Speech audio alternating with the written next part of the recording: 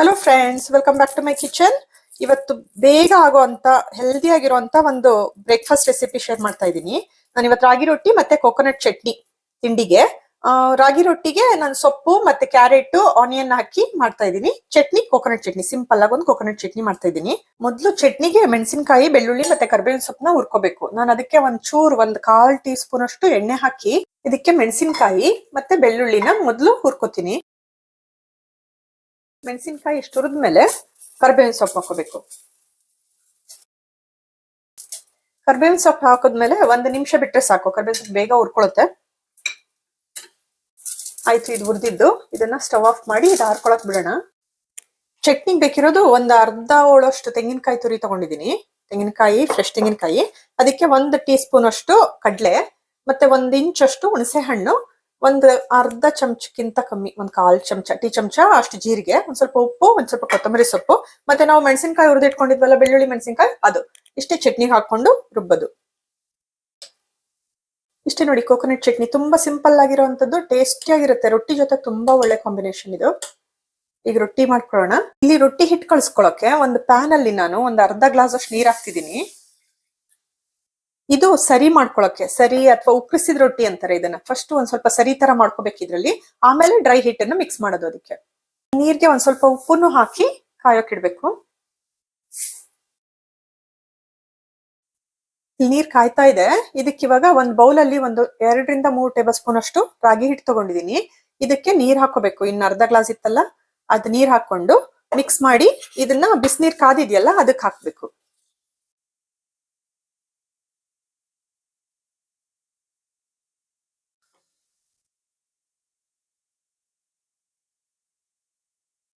ಈ ಕಲ್ಸಿದ ಹಿಟ್ಟನ್ನ ಹಾಕದ್ವಲ್ಲ ಸರಿನಾ, ಅದನ್ನ ಹಾಕದ್ಮೇಲೆ 1 ನಿಮಿಷ ಕೈ ಆಡಿಸ್ತಾನೆ ಇರ್ಬೇಕು, ಬಿಟ್ರೆ ಗಂಟಾಗ್ಬಿಡುತ್ತೆ.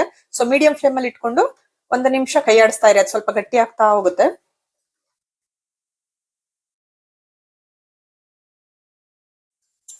ನೋಡಿ, ಇದು ಇಷ್ಟು ಗಟ್ಟಿ ಆಯ್ತು. ಇವಾಗ ಇದನ್ನ 1 ನಿಮಿಷ ಲೋ ಫ್ಲೇಮ್ ಅಲ್ಲಿ ಇಟ್ಟು ಬೇಯಿಸ್ಬೇಕು. ಇದು ಬೆಂದಂಗಾಗಿದೆ ನೋಡಿ, ಸಾಫ್ಟ್ ಆಗಿ ಬೆಂದಂಗಾಯ್ತು. ಇದಕ್ಕೆ ಇವಾಗ ಡ್ರೈ ಹಿಟ್ ಆಡ್ ಮಾಡ್ತೀನಿ. ನಾನು ಪೂರ್ತಿ ರಾಗಿ ಹಿಟ್ಟನ್ನೇ ಹಾಕ್ತಿಲ್ಲ, ಸ್ವಲ್ಪ ಅಕ್ಕಿ ಹಿಟ್ಟು ಮಿಕ್ಸ್ ಮಾಡ್ತಿದ್ದೀನಿ. ಬೇಕಾದ್ರೆ ಬರೀ ರಾಗಿ ರೊಟ್ಟಿನೇ ಪೂರ ಮಾಡ್ಕೋಬಹುದು, ಬರೀ ರಾಗಿ ಹಿಟ್ಟನ್ನೇ ಹಾಕೊಂಡು.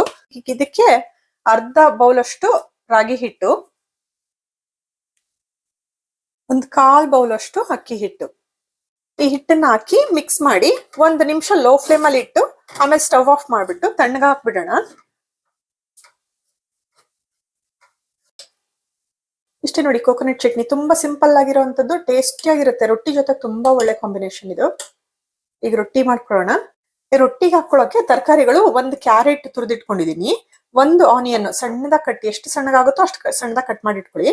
ಇನ್ನು ಸೊಪ್ಪು ನಾನು ಪಾಲಕ್ ಹಾಕ್ತಿದ್ದೀನಿ. ನೀವ್ ಯಾವ ಸೊಪ್ಪು ಬೇಕಾದ್ರೂ ಹಾಕ್ಬೋದು, ದಂಟು ಅಥವಾ ಮೆಂತ್ಯ ಸೊಪ್ಪು, ಸಬ್ಸಿಗೆ ಸೊಪ್ಪು ಬರುತ್ತಲ್ಲ ಅದು ಕೂಡ ಚೆನ್ನಾಗಿರುತ್ತೆ, ಪಾಲಕ್ ಚೆನ್ನಾಗಿರುತ್ತೆ. ಇಲ್ಲ ಮಿಕ್ಸ್ ಮಾಡಿ ಹಾಕಿ, ಯಾವ ಸೊಪ್ಪು ಬೇಕಾದ್ರೂ ಹೆಚ್ಚಿಗೆನೆ ಹಾಕೊಂಡು ಮಾಡ್ಕೋಬಹುದು ರೊಟ್ಟಿ. ಈ ರೊಟ್ಟಿ ಹಿಟ್ಟಿಗೆ ಈ ತರಕಾರಿಗಳನ್ನೆಲ್ಲ ಹಾಕೊಂಡು ಕಲ್ಸ್ಕೋಬೇಕು.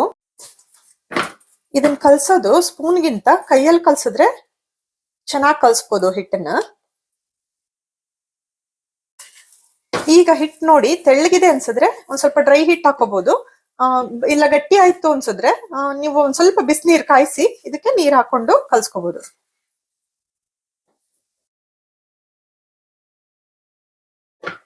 ಕಲ್ಸಿದ್ದಾಯ್ತು. ಇದನ್ನ ಇವಾಗ ರೊಟ್ಟಿ ಯಾವ ಸೈಜ್ ಬೇಕೋ ಆ ಸೈಜ್ಗೆ ಉಂಡೆಗಳು ಮಾಡಿ ಇಟ್ಕೊಳ್ಳೋಣ.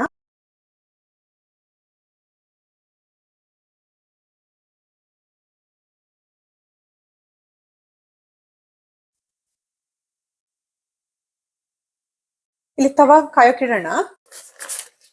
ರೊಟ್ಟಿ ತೊಟ್ಟಕ್ಕೆ ಇಲ್ಲೊಂದು ಪ್ಲಾಸ್ಟಿಕ್ ಶೀಟ್ ತಗೊಂಡಿದ್ದೀನಿ. ಈ ಶೀಟಿನ ಮೇಲೆ ತೊಟ್ಟೋಣ. ಮೇಲಕ್ಕೊಂದು ಚಿಕ್ಕದಾಗಿರುವಂತ ಶೀಟ್, ಟ್ರಾನ್ಸ್ಪರೆಂಟ್ ಶೀಟ್ ನ ಕಟ್ ಮಾಡಿ ಇಟ್ಕೊಂಡಿದ್ದೀನಿ. ಇದಕ್ಕೆ ಒಂದ್ ಸ್ವಲ್ಪ ಎಣ್ಣೆ ಹಾಕೋಬೇಕು. 2 ಶೀಟ್ಗೆ ಸ್ವಲ್ಪ ಎಣ್ಣೆ ಹಾಕೊಂಡು ರೊಟ್ಟಿ ತಟ್ಟಬೇಕು.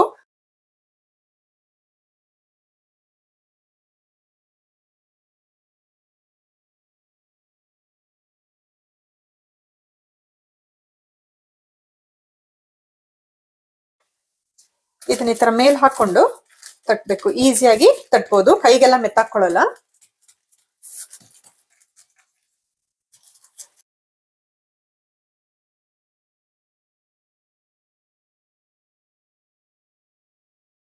ತವಾ ಕಾಯ್ತು. ಇವಾಗ ರೊಟ್ಟಿನ ತವಾ ಮೇಲೆ ಹಾಕೋಣ. ಇದನ್ನ ಈ ಶೀಟ್ ಸಮೇತ ಹಾಕ್ಬೋದು, ಇದು ಸುಟ್ಟೋಗಲ್ಲ ಶೀಟ್, ಅದಕ್ಕೆ ಇದು ರೊಟ್ಟಿ ಮಾಡೋಕ್ ಈಸಿ.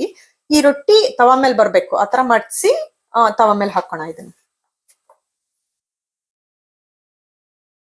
ತವಾ ಕಾದಿದೆಯಲ್ಲ, ಕೆಳಗೊಂದ್ ಸ್ವಲ್ಪ ಎಣ್ಣೆ ಹಾಕಿ ಅದಕ್ಕೆ ರೊಟ್ಟಿನ ಈ ತರ ಹಾಕೋದು. ರೊಟ್ಟಿ ತವಾ ಮೇಲೆ ಬರ್ಬೇಕು.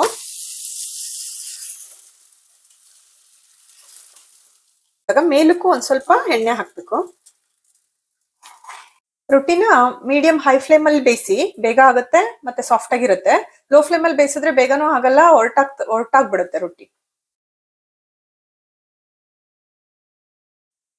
ಎರಡು ಕಡೆ ಚೆನ್ನಾಗಿ ಬೇಯಿಸ್ಬೇಕು. ರಾಗಿ ಹಿಟ್ಟಿಂದು ರೊಟ್ಟಿ ಮಾಡಿದ್ರೆ, ರಾಗಿ ರೊಟ್ಟಿ ಸ್ವಲ್ಪ ಟೈಮ್ ತಗೊಳುತ್ತೆ ಅಕ್ಕಿ ರೊಟ್ಟಿಗಿಂತ.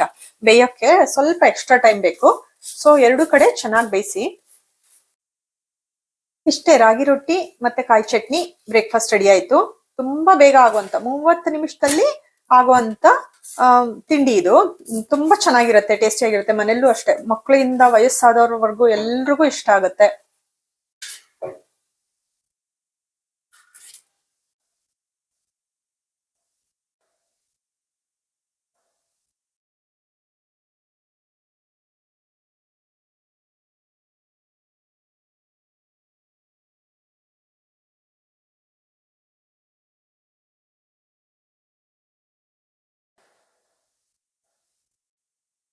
ಹೆಲ್ದಿಯಾಗಿರುವಂತ, ಕ್ವಿಕ್ಕಾಗಿ ಒಂದು 30 ನಿಮಿಷದಲ್ಲಿ ಆಗುವಂತ ರಾಗಿ ರೊಟ್ಟಿ ಮತ್ತೆ ಕಾಯಿ ಚಟ್ನಿ ರೆಡಿ ಆಯ್ತು.